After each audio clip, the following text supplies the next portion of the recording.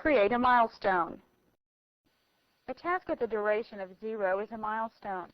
Milestones mark significant events in the schedule and measure the progress of the project. Generally, all projects begin and end with a milestone. Let's create a milestone by clicking on the duration field to the right of the Plan newsletter to activate it. Now type a 0 and press Enter. Notice that a milestone is marked on the graphical side of the Gantt chart with what looks like a black diamond, and the start date appears in bold type to the right of the milestone marker.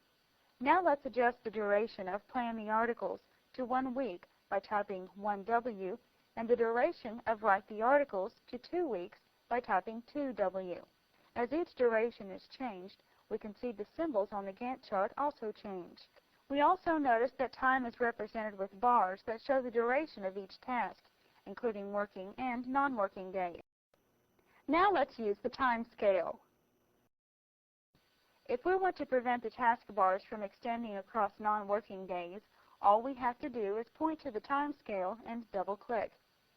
The time scale is located above the graphical part of the Gantt chart and lists the days of the week. This action brings up the Timescale dialog box. Next, we'll click on the Non-Working Time tab, then we'll click on In Front of Taskbars, and finally we'll click OK. We can see our project's non-working days at a glance because they are shaded gray.